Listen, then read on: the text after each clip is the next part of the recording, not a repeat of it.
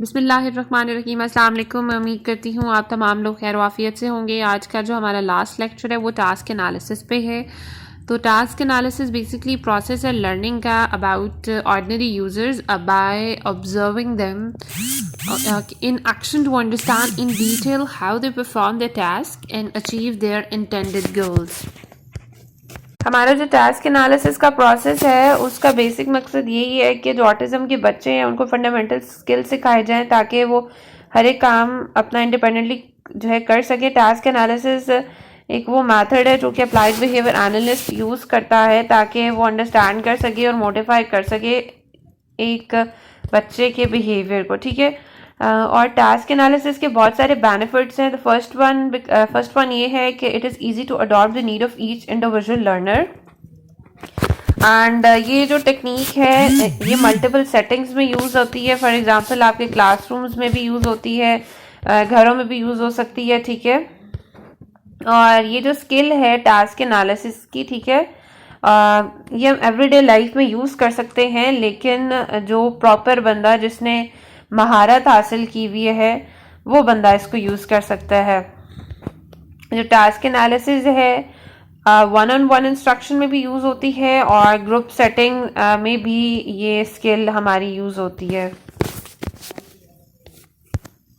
जब हम ABA programme के लिए प्रिपेयर कर रहे होते हैं बच्चों को, जो अप्लाइड बिहेवियर एनालिस्ट है सबसे पहले स्टूडेंट्स की स्किल को असेस करता है, साथ साथ गोल और क्या प्रेफरेंस है, ठीक है, और उसकी एज के मुताबिक क्या क्या अप्रोप्रिएट स्किल्स हैं जिनको हम इनिशियली असेस कर सकते हैं। वो स्किल्स कौन कौन सी हो सकती है? कम्युनिकेशन है, लैंग्वेज स्किल है, सोशल इंटरेक्शन की है, सेल्फ हेल्प में आपकी हाइजीन आ जाती है, हेल्दी लिविंग आ जाती है, ठीक है, उसकी मोटर स्किल्स आ जाती हैं, उसकी एकेडमिक स्किल्स आ जाती हैं।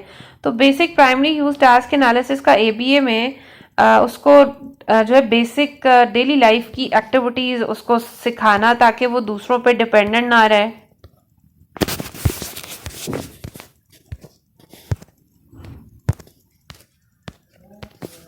टास्क एनालिसिस का जो प्रोसेस है इसमें वो बच्चा जो कि ऑटिज्म स्पेक्ट्रम डिसऑर्डर का शिकार है वो बेसिकली अंडरस्टैंड कर जाता है basic living skills by focusing on the mastering of individual steps in a complex process. So task analysis can be applied to any process that can be broken into simple steps. ठीक है, एक दफ़ा once the step have been identified and the direction created, instructor devise a learning plan that is customized to the needs and the goal of student, ठीक है, and the instruction rely heavily on cards, कोई भी object हो गया, इन तमाम चीज़ों पे। तो basically task analysis can improve the quality of life of student, ठीक है, और उसकी कम्युनिकेशन स्किल्स, उसकी सोशल इंटरेक्शन जो है जो ऑटिज्म के बच्चे की है वो इम्प्रूव हो सकती हैं ताकि वो एक सक्सेसफुली एक इंडिपेंडेंट ज़िंदगी अपनी गुजार सके। हमारे टास्क एनालिसिस में दो अप्रोचेस यूज़ होती हैं। एक है हमारी मॉडलिंग की अप्रोच। मॉडलिंग बेसिकली ऑटिज़म में ये है कि यहाँ पर टीचर स्टूडेंट को इंगेज करता है by showing them how to perform a skill while describing each step with the rationale. Like they provide student with both a visual and verbal example what they will be expected to do. For example, कि एक individual may be instructed to shake hands when meeting a new person or to say thank you when they are given an object, ठीक है। अब हम बात कर लेते हैं कि ABA की थेरेपी कैसे हेल्पफुल हो सकती है जिनको ऑटिज़म है। सबसे पहले आपने बच्चे को वो स्किल सिखानी है जो कि प्रॉब्लम बिहेवियर को अवॉइड हो सके, जिससे ताकि बच्चा ये सीख सके कि आपने क्या करना है और क्या नहीं करना। प्रॉब्लम बिहेवियर कोई भी हो सकता है, लाइक एग्रेशन हो गई, एग्रेशन में हिटिंग आ जाती है। हमारे ऑटिज़म सेट में बच्चे बहुत ज़्यादा एग्रेसिव होते हैं और एग्रेशन में बहुत स्वेयर किस्म का एक तरह से स्क्रैचिंग स्टार्ट करके जो भी थेरेपिस्ट उसके पास होता है उसको चक्कियाँ काटना एंड स्क्रैचिंग वगैरह करना।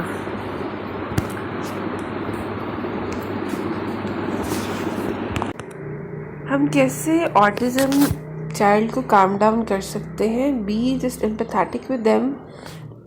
Basically you have to listen and you have to acknowledge their struggle. And आपको वहाँ पर punishment जो है ना एलिमिनेट करनी पड़ती है, बिकॉज आप बच्चे को वहाँ पर पनिश करेंगे, बच्चा मज़ीद एक तरह से एग्रेसिव हो जाएगा, बच्चा आपकी बात नहीं सुनेगा तब.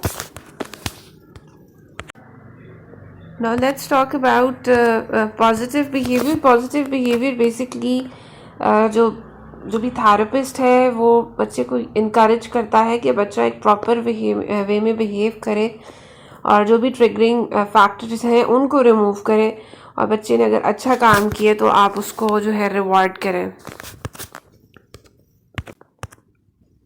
लाइक अगर मैं मिसाल दूं कि बच्चे ने कोई काम किया है, जैसा आप चाहते थे उसने वैसा ही काम किए, तो आप उसको एक्नॉलेज करें.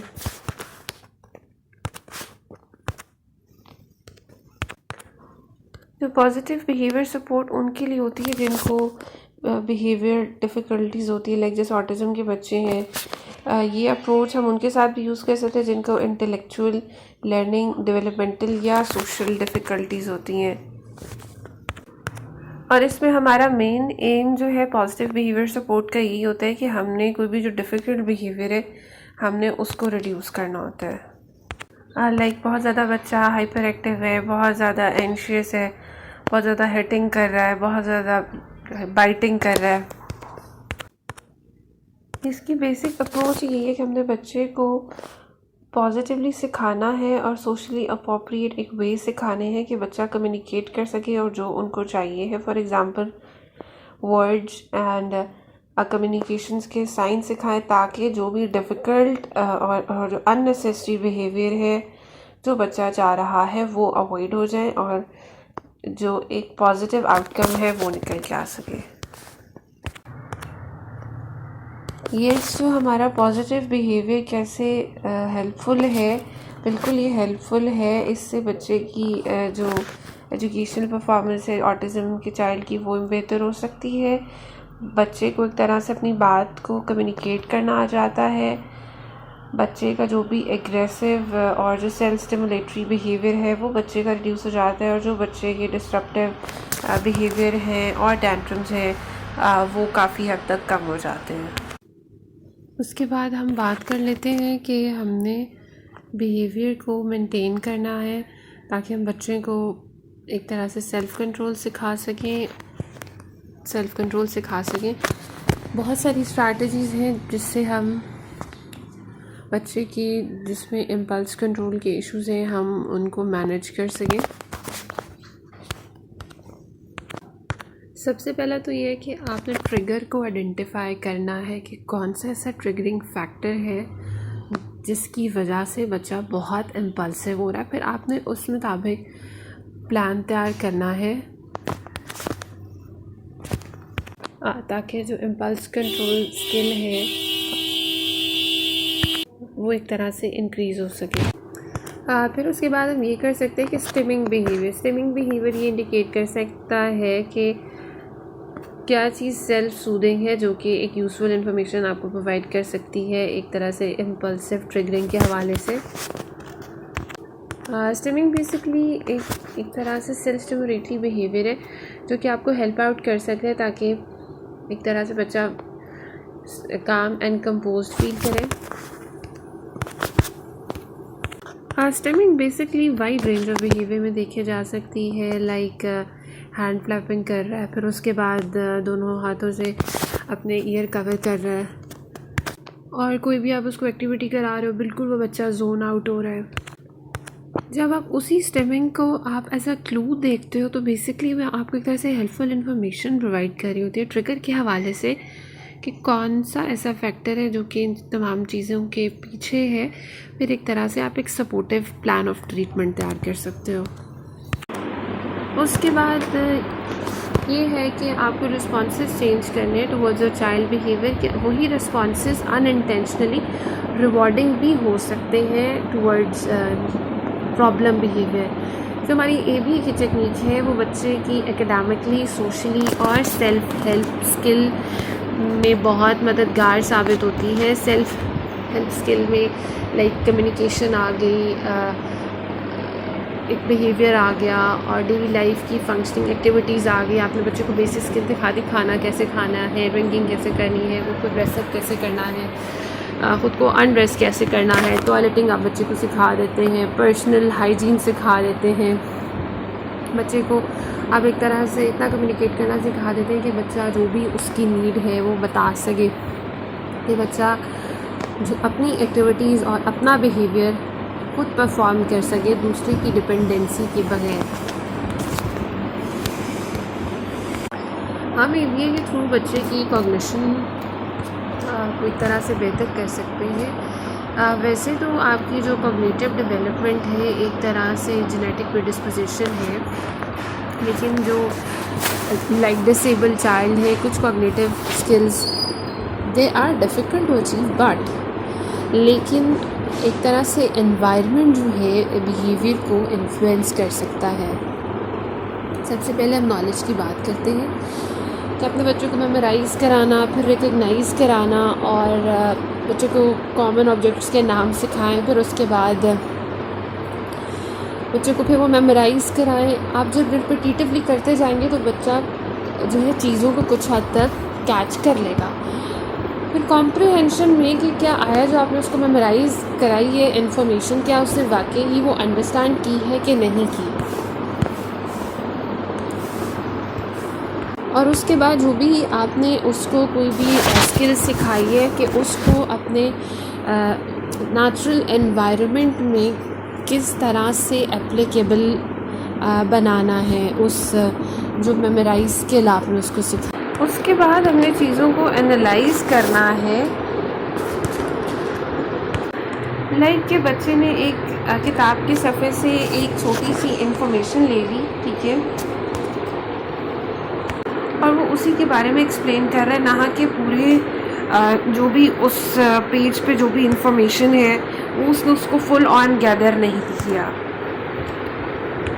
उसके बाद एक स्टेप आता है सिंथेसिस का। सिंथेसिस भी बिल्कुल एनालिसिस से बिल्कुल एक तरह से ऑपोजिट है। सिंथेसिस लेवल में कॉग्निशन में है कि बच्चे ने कोई भी डिफरेंट इंफॉर्मेशन को कंबाइन किया, क्या वो उससे कुछ नया बना सकता है कि नहीं, क्या उसने कुछ वर्ड्स पर किए, क्या उनसे कोई वो नया सेंटेंस या कोई भी नई चीज़ बना सकता है कि नहीं बना सकता।